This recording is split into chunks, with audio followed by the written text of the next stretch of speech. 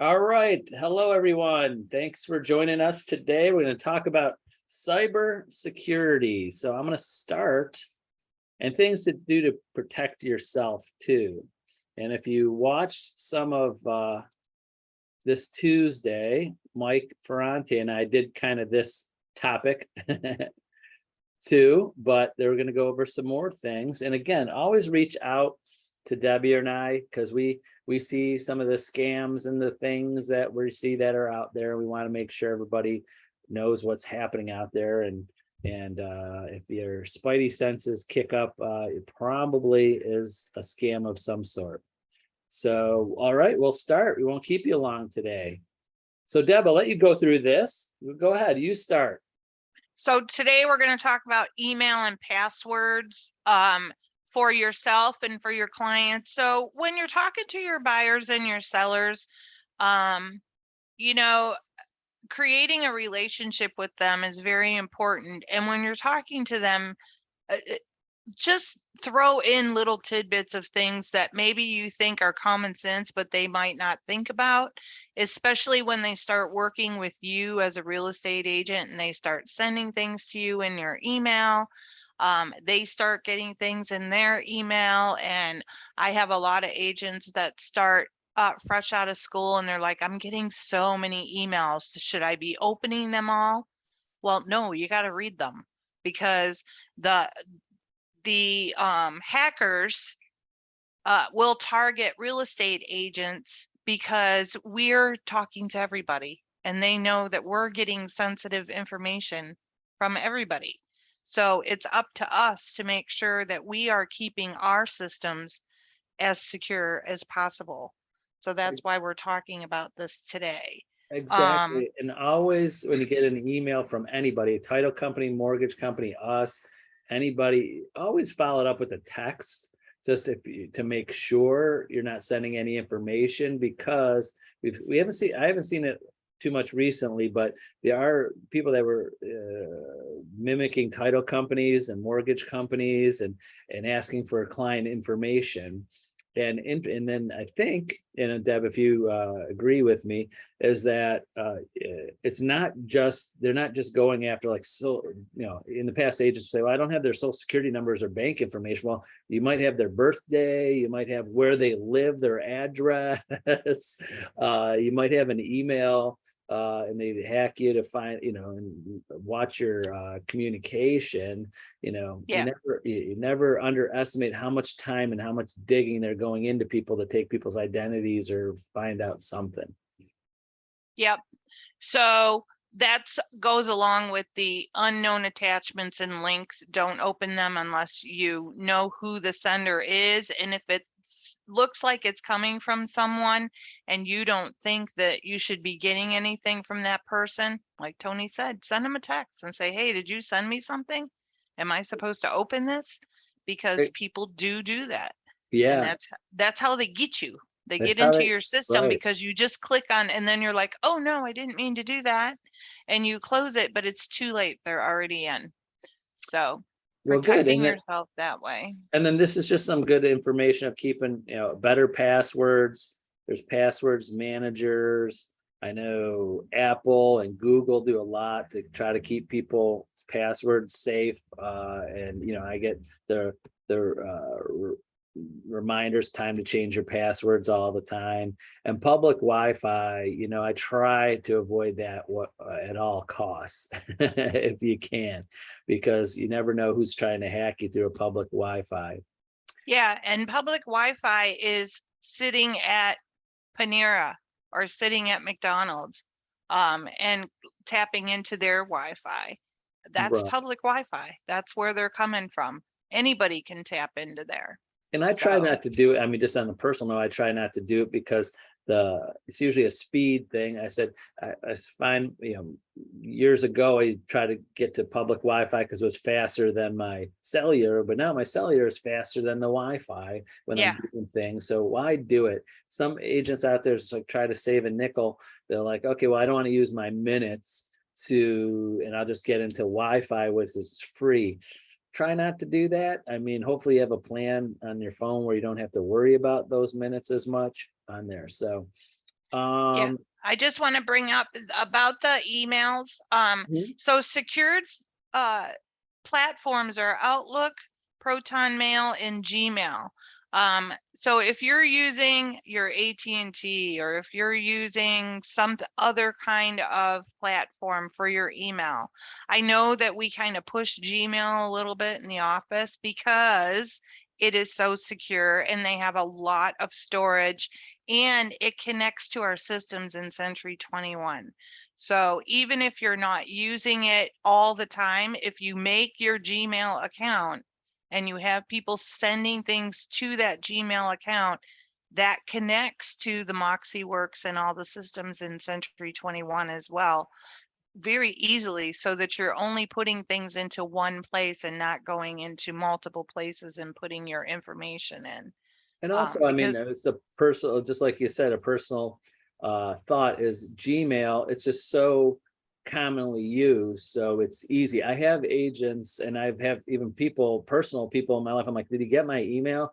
And they're like, no, I didn't get your email. I'm like, I sent it, and I remembered their email because sometimes agents put that, Jane Smith, Realtor and people remember that, but they'll default if they didn't write it down to Gmail.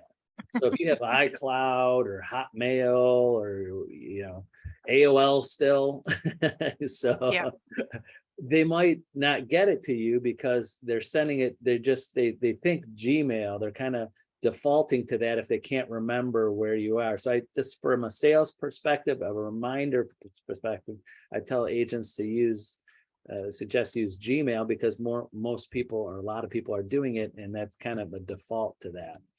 yep. So this screen is talking about things that you can talk to your clients about. So not only are you going to make sure that you're watching your emails and text messages, and on the other one, it said purge them. Yes, purge your email and your text messages, but save them. I'm going back to that great little gadget called the external hard drive. Save everything to your external hard drive so that you have it in case you need it, but get it out of your general email box because that's where the hackers are going. So Definitely, get it out of definitely, there and save it onto your external hard drive that only you have access to. So they definitely. can't get it from And there. and then watch the for this domain names when you're going to different websites and things. I see that a lot. So redirecting.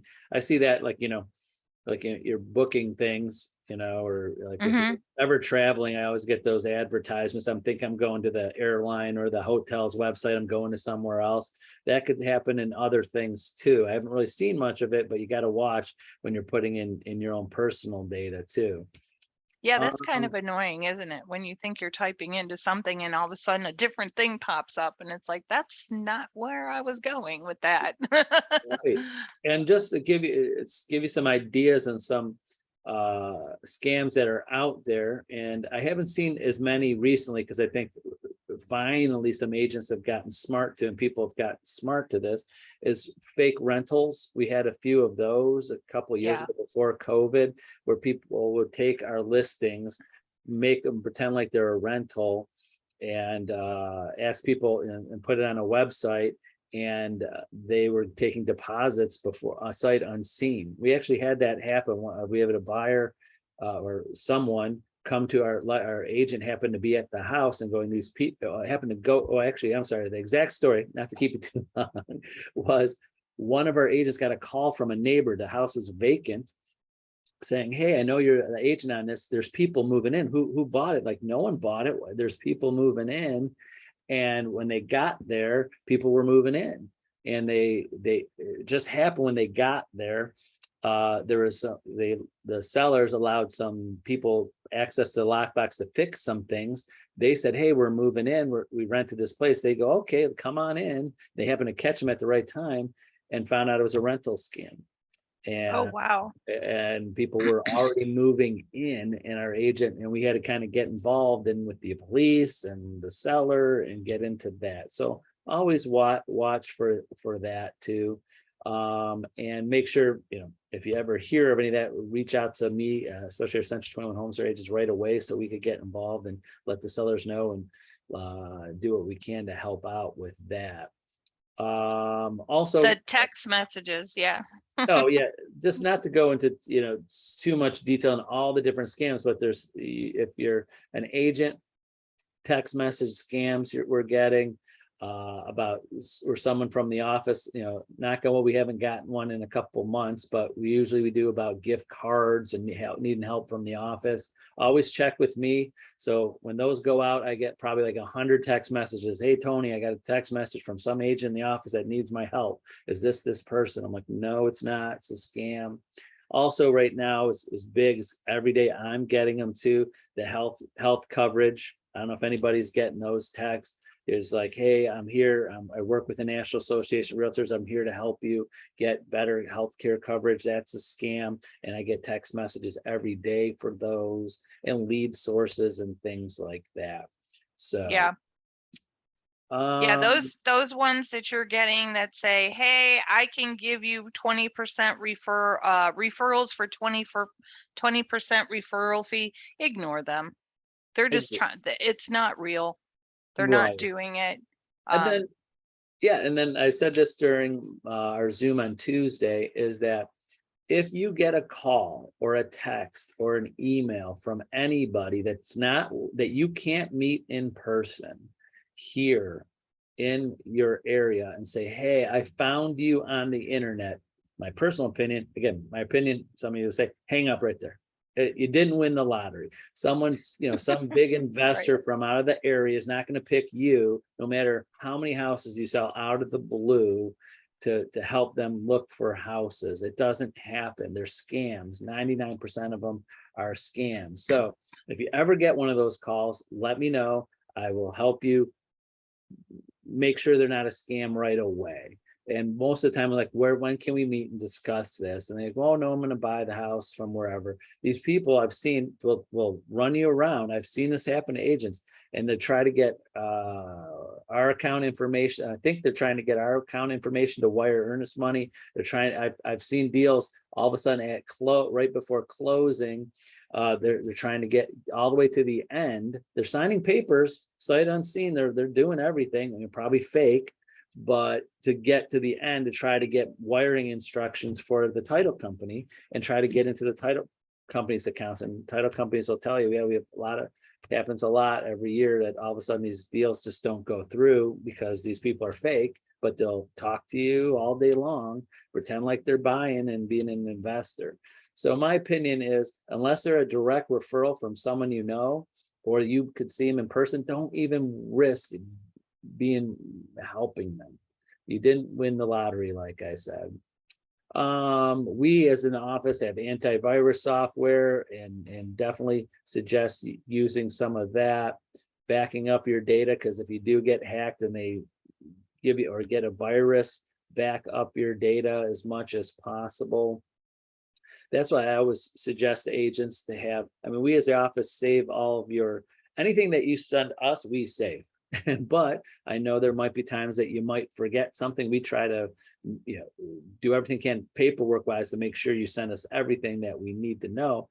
But we suggest use some type of, not your computer, because if it crashes or your phone crashes, use something else to back up your data, back up your files, like Dropbox or any other something, your iCloud, that you could at least go back into if your phone dies and or computer dies. Any other tips, Deb?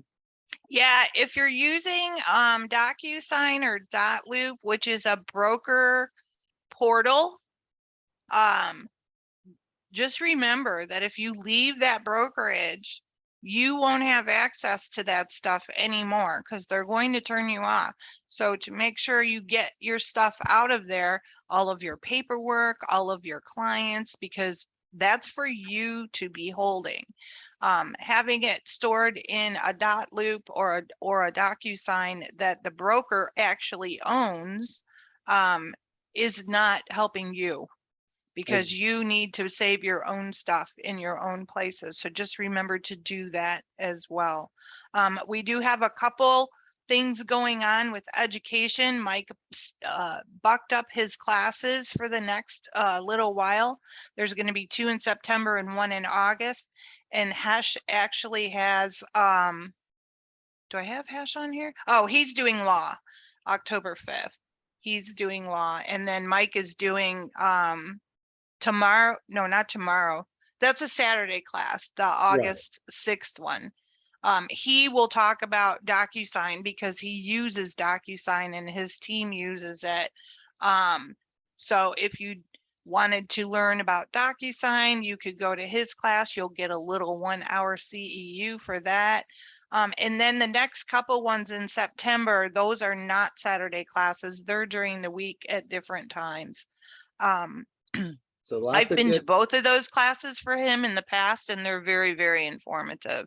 yes, and they're all 1 and 2 hours, unless they're a core class, 3 hours. Yep. So Yep. won't take up too much of your time. But the CEUs, I get this question a couple times a week, have to be, you have to be there, you have to be on time, you have to be there a certain number of times. So I've had a few agents didn't realize that you have to be logged on for the whole time. So Yeah. we've had, they get a report from Zoom to make sure you were there, because they have to show that to the division. So, and if for some reason you have trouble logging in, sorry, there's no way to, you missed the first couple minutes maybe, but if it's 10 plus minutes, It doesn't count. you miss Yep. it. 'Cause every once in a while, because I email these to agents every week. I have several every time I realize, it reminds me as soon as a class starts, because I get the emails. I can't get in, or what was the the password, or how do I log in? So I try to be available when they start, just to be available to reply back to people. So Yeah, these classes yep, that Mike that was it. has, go to his link so that you can get in, because we don't have them. Same with Hashes is at his website. So we're just featuring them and showing you where they're at, but we don't actually have control over those classes. Right. I tried to But relay yes, some. they are not recorded because they are continuing education classes. So there's no recording. The classes that you find on the university at Century 21, those are generally recorded if you go to the class or if you miss part of it. There was a pricing strategy class yesterday that I wanted to go to just to see what their take was going to be on what we're doing right now. And of course I got interrupted because you guys are more Right. important. So People I need asked help. her for a copy of the video and they will be sending that out. So I'll be watching that. And if it's a good one, I'll be sending it to you all. So And Century 21 classes, unfortunately, are not CE because there are agents in every state and other countries, so it can't, go around every country getting in every state and getting it set up for CE. And then right. there's Yeah. a lot of work. Yeah, I like to explain this age, like sometimes I go, why not? There's a lot of work involved in the back end after you take a class, submitting it to the state and making the certificate. So Hesh and Mike, when they do these classes, it's a lot of work. It's not just teaching a class. There's a lot of back end to it they have to do to make sure you get your certificates too. So, but that's it for today. Thanks for joining Debbie and I. And if We'll you talk about apps for technology next week.